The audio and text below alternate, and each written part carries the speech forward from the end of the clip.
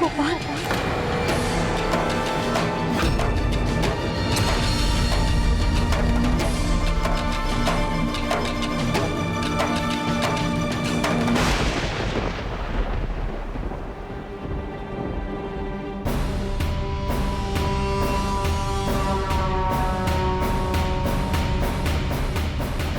बड़ी अजीब सी बात है, रह रहकर ऐसा लग रहा है जैसे कुछ गलत हो रहा है, किंतु क्या, ये समझ नहीं आ रहा।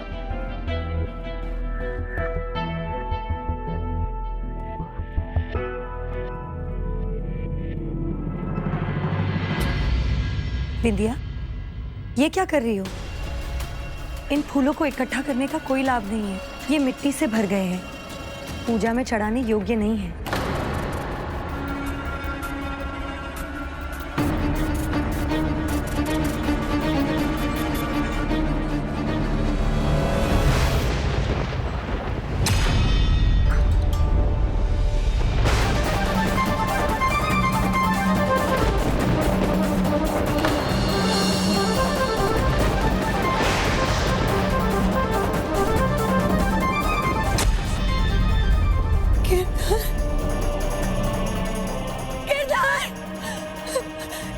मेरे गिरधर कहाँ गए? कोई ले तो नहीं गया उन्हें? नहीं, वो अपनी मीरा को छोड़ के ऐसे नहीं जा सकते। गिरधर, मेरे गिरधर गोपाल, कहाँ है आप? कहाँ ढूंढूं मैं आपको?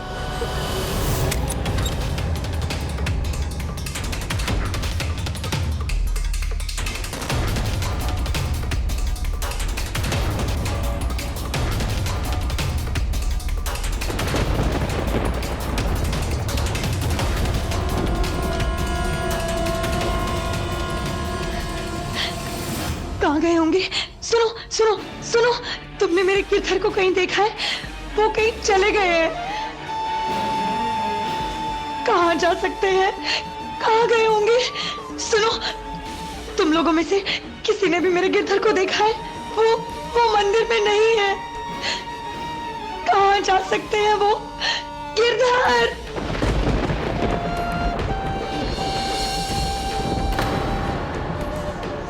आप दोनों ने मेरे गिरधर गोपाल को देखा? वो मंदिर में नहीं है। लगता है भाभी साहब आपके गिरधर गोपाल आपको छोड़कर चले गए। नहीं, ऐसा हो ही नहीं सकता। मेरे गिरधर गोपाल मुझे छोड़कर जा ही नहीं सकते। वो मुझे अपने साथ ले जाएंगे। मैं उनके बिना नहीं रह सकती और वो भी मेरे बिना नहीं रह पाएंगे। मैं जानती हूँ ये। वो यही कहीं है। देखना आप लोग, वो मुझे अवश्य मिलेंगे। मेरे गिरधर गोपाल मुझे जरूर मिलेंगे।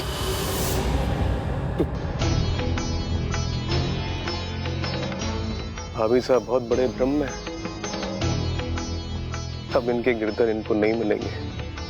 मैंने तहखाने में डलवा कर ताला लगवा दिया है।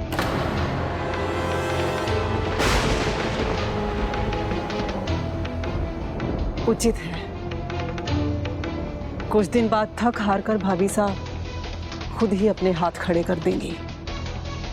कुछ दिन और ढूंढेंगी और भूल जाएंगी।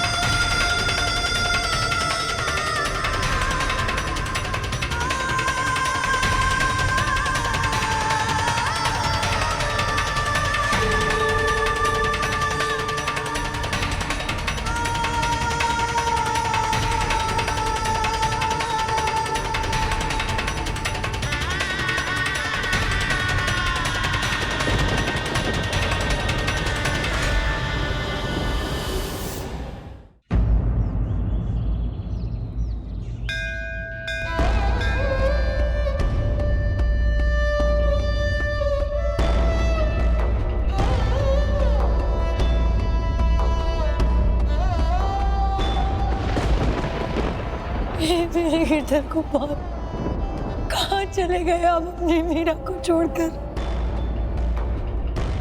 ये जानते हुए भी कि आपकी मीरा एक पल नहीं रह सकती।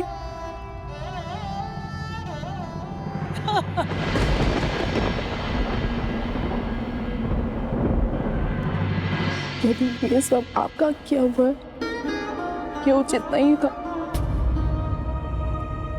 इस तरह से भाभी सा की भक्ति तोड़ नहीं सकेंगे। हाँ, ये हो सकता है कि वो खुद टूट जाए। आप चिंता मत कीजिए, ऐसा कुछ भी नहीं होगा। 1-2 दिन रोएंगी धोएंगी, फिर सब ठीक हो जाएगा।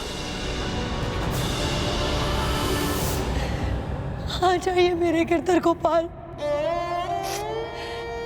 आपकी मीरा आपको कब से बुला रही है।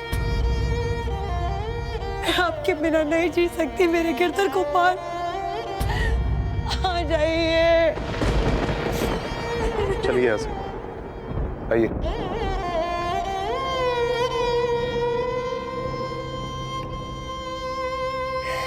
आ जाइए मेरे गिरधर गोपाल।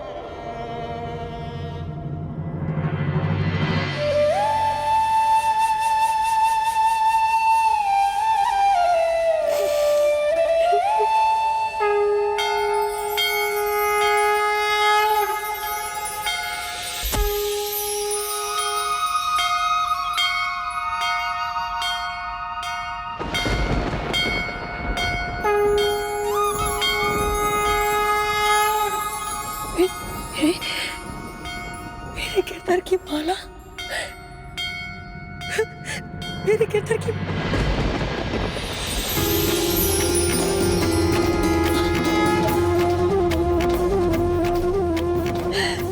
मेरे गिरधर लौट आए,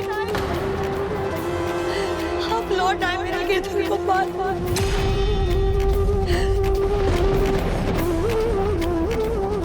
मैं जानती थी कि आप भी अपनी मीरा के बिना नहीं रह सकते।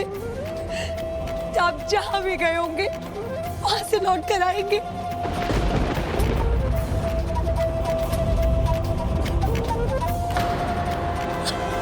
और देखिए आप आ गए मेरे गिरधर गोपाल। ऐसे कैसे हो सकता है? दयाराम ने खुद मूर्ति को तहखाने में डाला था। कहाँ है ये मूर्ख?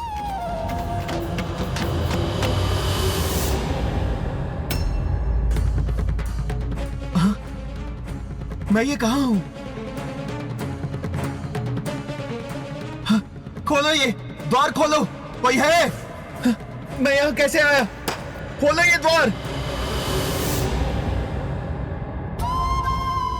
इस घटना के उपरांत सभी ये सोच रहे थे कि इसके पीछे या तो मूर्ति की माया थी या मीरा की, परंतु वास्तव में ये तो बस मीरा की भक्ति की शक्ति ही थी। किंतु विक्रमादित्य की आंखें ये चमत्कार देखकर खुली क्या? क्या इस घटना के बाद उन्होंने मीरा की भक्ति को स्वीकार किया? भक्त की भक्ति और उसकी भक्ति में हुए चमत्कार को कोई भक्त ही समझ सकता है।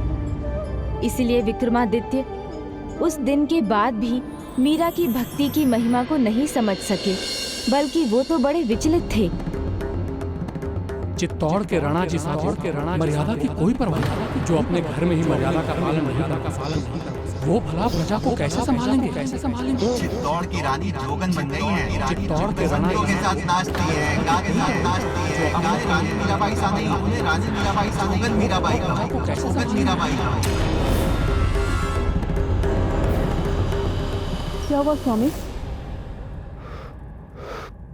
अब मीरा भाभी सा ने कुछ भी ऐसा किया जिससे हमारे परिवार की मर्यादा पे आ जाए तो मैं कदापि सहन नहीं करूंगा, कदापि नहीं। राणा विक्रमादित्य समझ ही नहीं पा रहे थे कि मीरा की भक्ति एक फूल की सुगंध जैसी थी, जिसे फूल से दूर नहीं किया जा सकता। जो साधु संत मीराबाई से भेंट कर सारंगपुर लौटे थे, अब उनके मुख पर बस मीरा के गाए भजन। कितने सुंदर लफ्ज, कितना उम्दा भाव, सुनकर दिल बाग बाग हो गया, दिल का जर्रा जर्रा खुशबू से भर गया। नवाब साहब, ये खुशबू भक्ति की है और ये कला भक्त मीराबाई की। उनके भजन का जादू ऐसा छाया है कि हम जिधर भी जाएंगे सिर्फ उन्हीं के भजन गाएंगे।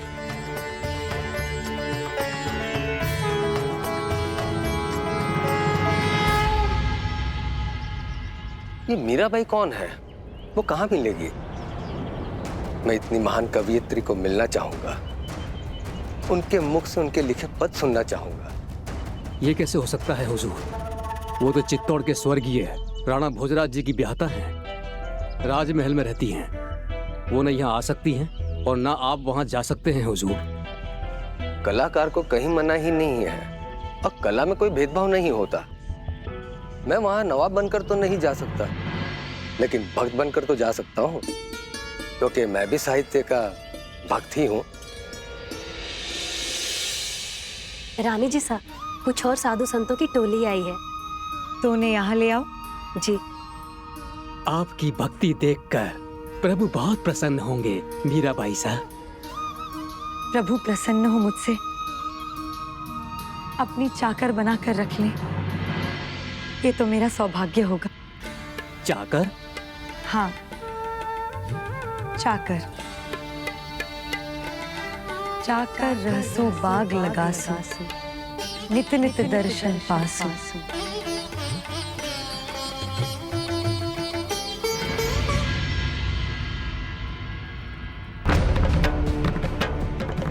सारंगपुर के नवाब,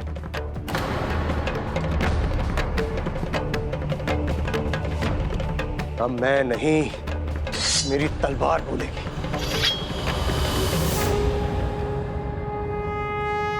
ऊपर वाले को चाहने वाले कितने बंदों से मिल चुका हूं, पर आप जैसा कोई नहीं मिला।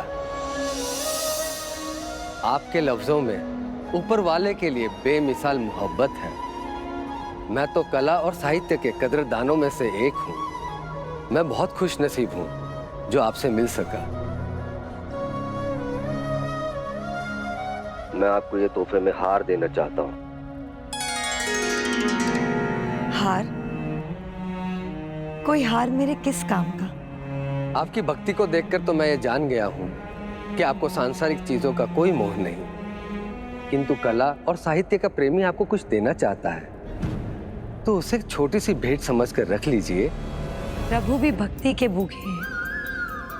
भेंट में वो अपने भक्तों से और कुछ नहीं चाहते, किंतु फिर भी मैं आपकी भावना समझकर ये भेंट प्रभु के लिए मानकर स्वीकार करती हूँ।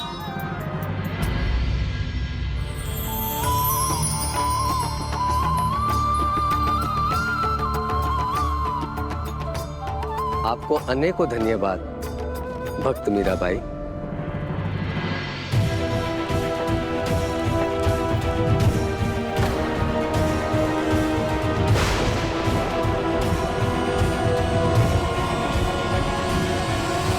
रुकिए नवाब साहब,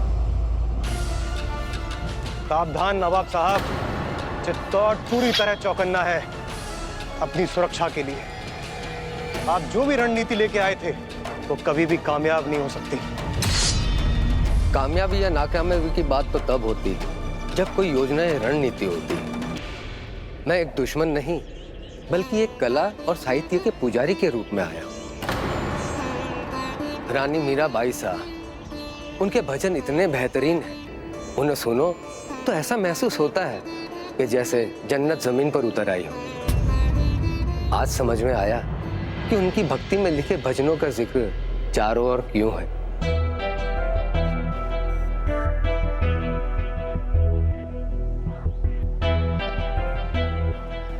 भाई साहब, शत्रु भेष बदलकर हमारी चौखट तक आ पहुंचा। इतनी बड़ी घटना घट गई और आपने कुछ नहीं कहा।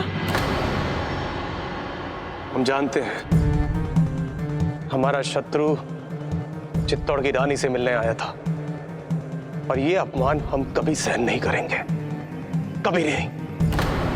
और हम ये भी जानते हैं कि नवाब सिर्फ भजन सुनने आया था, लेकिन प्रजा नहीं जानती। अगर प्रजा को पता चलेगा तो बहुत जगहसाई होगी।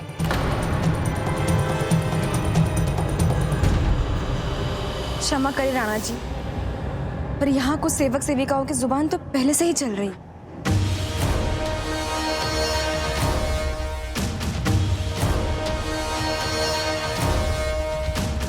कहना क्या चाहती हो बिंदिया? वो कह रहे थे उन्होंने रानी सा को रात में मंदिर में किसी से बात करते हुए भी सुना है। मैं एक सेविका हूँ, पर क्या कहूँ, किसी को आते जाते तो मैंने नहीं देखा मंदिर में, पर रानी सा को किसी से बात करते हुए तो मैंने भी सुना है।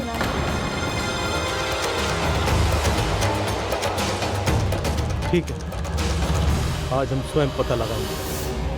अगर ये बात सच नहीं निकली तो राज परिवार के अपमान का दंड भुगतने के लिए तैयार रहना। परंतु भाई साहब, यदि ये बात सच निकली तो आपके हाथों से कहीं कोई अनर्थ ना हो जाए।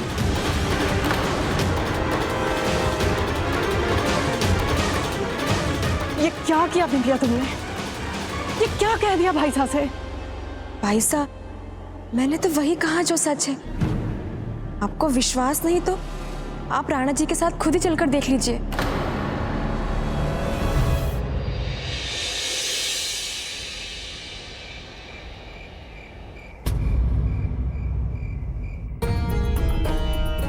क्षमा करें राणा जी, पर यहाँ कुछ सेवक सेविकाओं की जुबान तो पहले से ही चल रही है।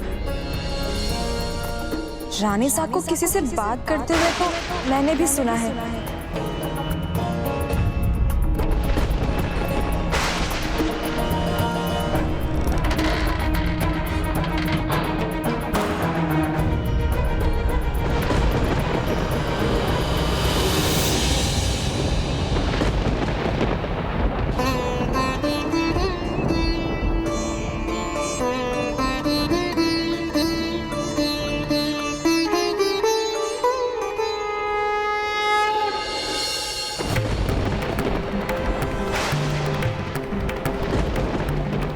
भाई साहब, जो भी कीजिएगा धैर्य से सोचकर कीजिएगा। भाई साहब,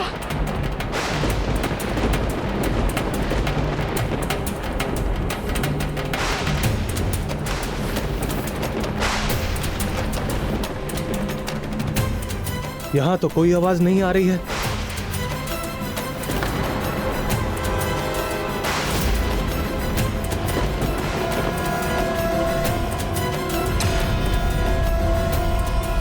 रानी सा के लिए अनुचित कहने का दंड मिलेगा तुम्हें। दंड नहीं दे सकती ना आपको, इसीलिए इतना इंतजार करवाते हैं मुझसे, है ना? चलिए ये सब रहने दीजिए, बस इतना बता दीजिए, मुझे इस महल से अपने महल ले जाने कब आ रहे हैं आप?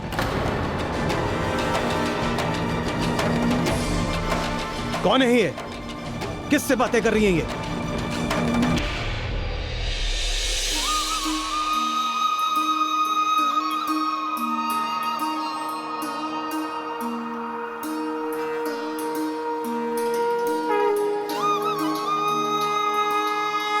अगली बार अपने साथ ले जाने के लिए ही आइएगा।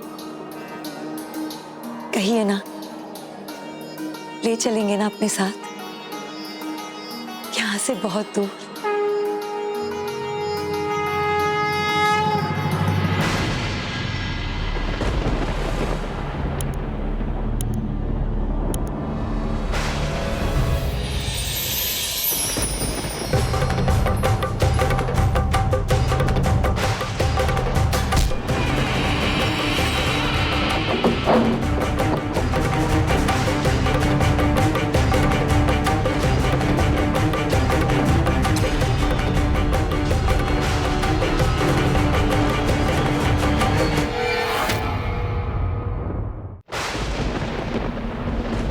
कौन था यहाँ?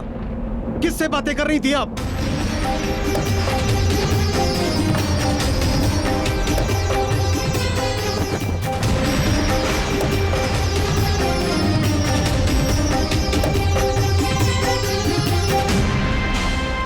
जवाब दीजिए, कौन था यहाँ?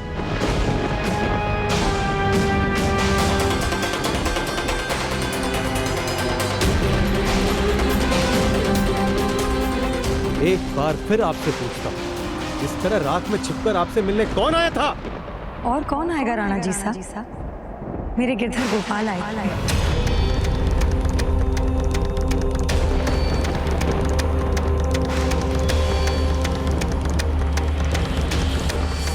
रानी सा हैं आप हमारी, इसलिए सच बोलने का एक मौका और देता हूं। बताइए, कौन आया था यहाँ? किससे बातें कर रही थी? कहा तो मैंने, अपने गिरधर गोपाल से। क्या रट लगा रखी आपने? गिरधर आए थे, गिरधर आए थे। वो भला आपसे मिलने क्यों आएंगे? वो आएंगे क्योंकि वही तो मेरे स्वामी हैं, मेरे पति, मेरे प्राणनाथ, मेरे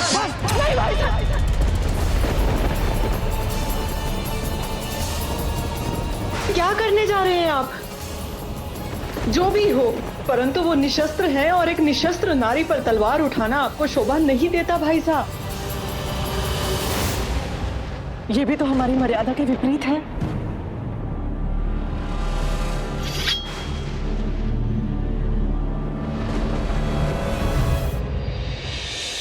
यदि गिरधर गोपाल से मिलना अपराध है, तो राजा होने के नाते देवर जी सा मुझे जो दंड देना चाहे मुझे मंजूर है। उनकी तलवार से मरना भी,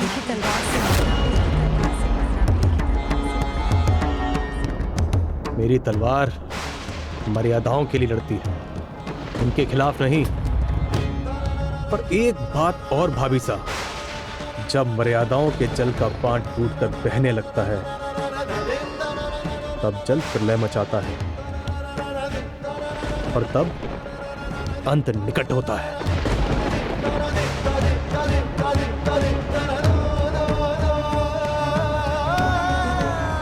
भाई साहब यहाँ से इतने क्रोध से निकले, कहीं कुछ अनुचित न कर बैठे, इसके पहले कि वो कुछ गलत कर बैठे। उन्हें रोकना होगा।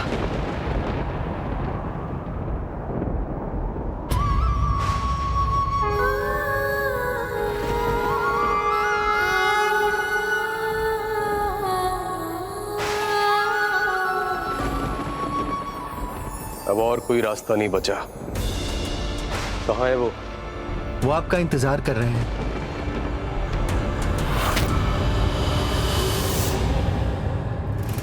राजवैद्य जी, आपसे जो मंगवाया था आप ले आए ना? राजवैद्य वाला महाराज का आदेश कैसे टाल सकता है? ये तो मैं ले आया हूं, पर इस जहर का असर ऐसा है, इसकी कोई दवा नहीं।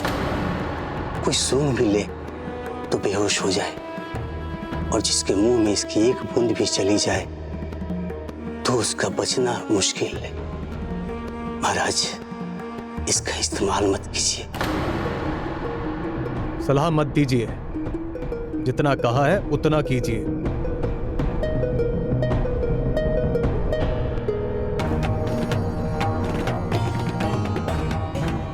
दयाराम, कल सुबह भाभी साहब को प्रसाद के रूप में ये देना।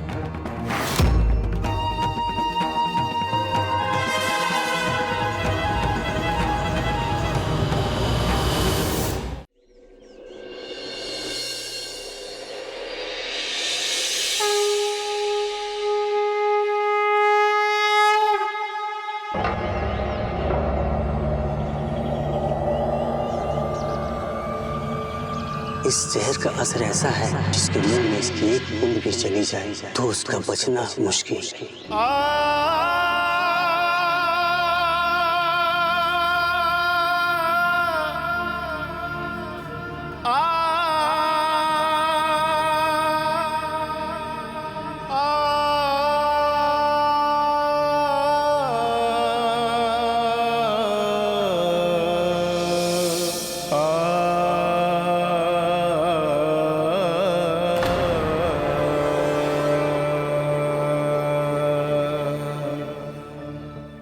दयाराम जी, आप यहाँ?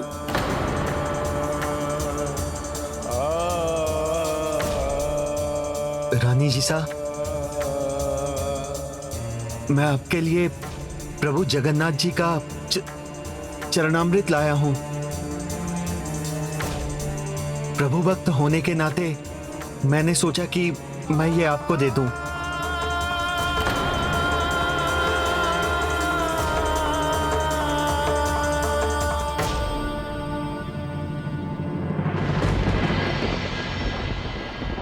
धन्यवाद दयाराम जी, बहुत बड़ा उपकार किया है आपने।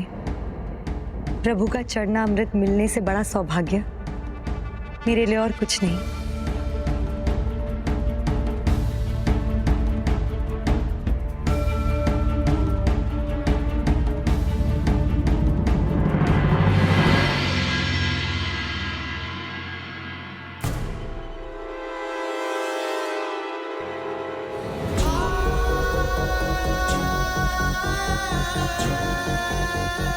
दयाराम,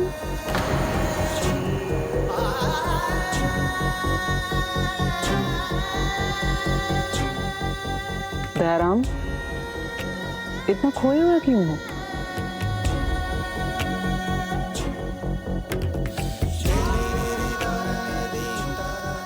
मैंने अपराध किया है, बहुत बड़ा अपराध किया है।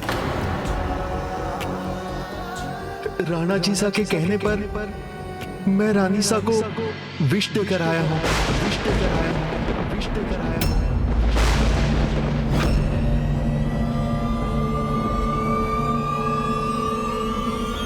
मेरा भाई सा को विष?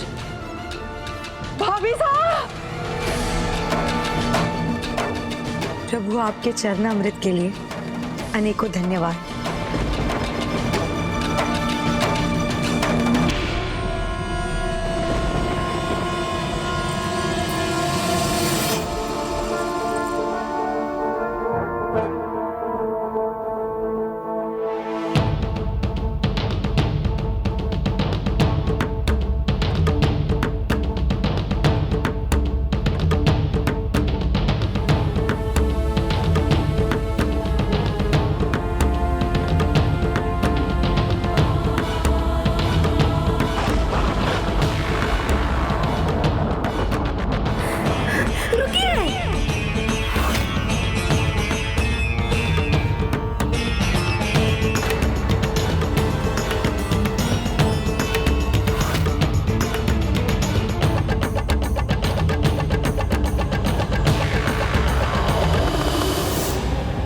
क्या चरणामृत समझ मीराबाई ने वो विष पी लिया?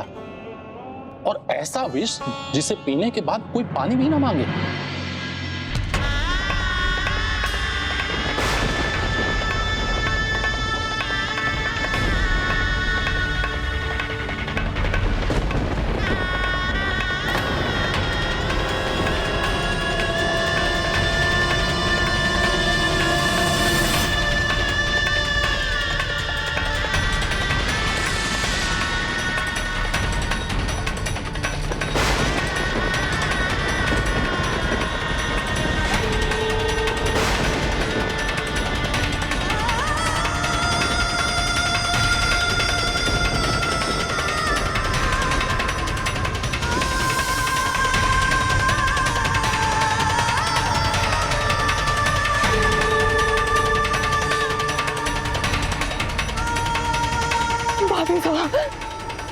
संभालिए खुद को। ये क्या हो गया रानी साहब?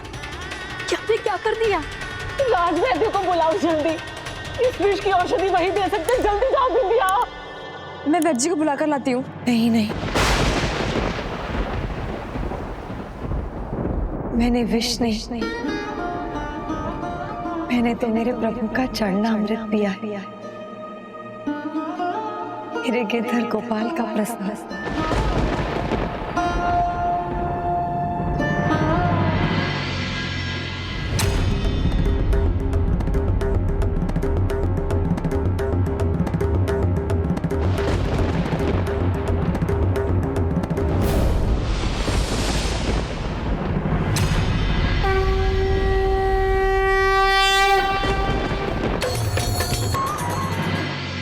अब हमारी ये चिंता तो दूर हुई। भाभी सा के कारण अब हमें परेशान होने की जरूरत नहीं है।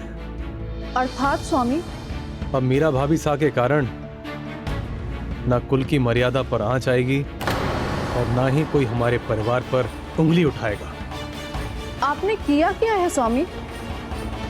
कहीं कुछ अनुचित तो नहीं हुआ जिससे? कभी कभी राजा को उचित अनुचित की चिंता छोड़कर कर्तव्य निभाना पड़ता है।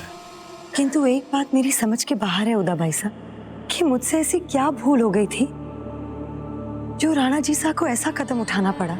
भूल आपसे नहीं, हमसे हुई है मीरा भाई साहब। मेरे ही समान भाई साहब भी आपकी भक्ति और प्रभु प्रेम को देख ही नहीं पाए। उन्हें तो केवल आपकी भक्ति के कारण हमारे कुल की मर्यादाओं का उल्लंघन ही होता दिखाई दिया। कैसी मर्यादाएं? पति की मृत्यु के बाद भी ऐसा व्यवहार करना जैसे कुछ हुआ ही ना हो। पहले की तरह ही साधु संतों के साथ नाचना गाना।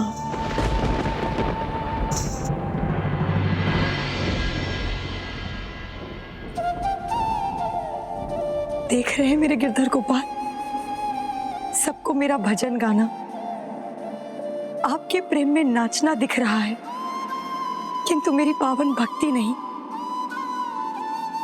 जिसने विष को अमृत बना दिया उसके प्रेम में भला मीरा कैसे ना नाचे।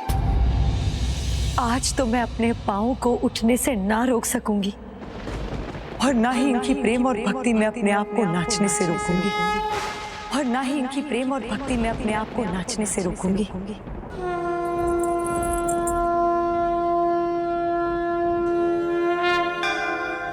अब कोई मेरे राज्य में नियम तोड़ने का साहस नहीं करेगा। मैं तो मेरे नारायण की आप ही हो गई दासी रे। लोग कहे मेरा भई बावरी, न्यात कहे कुलनासी रे।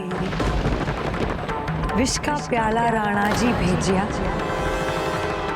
पीवत मीरा हासी रे।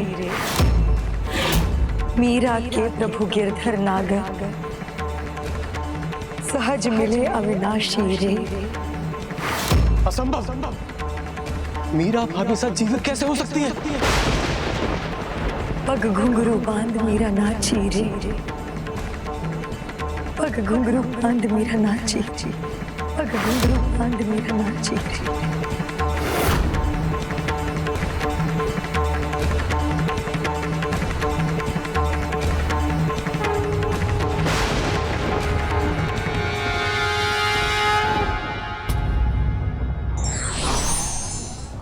भक्त का कर्तव्य है समर्पण और प्रभु का संरक्षण। विघ्नहर्ता श्री गणेश के अद्भुत शक्तियों से भरे वीडियोस देखने के लिए चैनल को सब्सक्राइब करना न भूलें और साथ ही बेल आइकॉन भी दबाएं।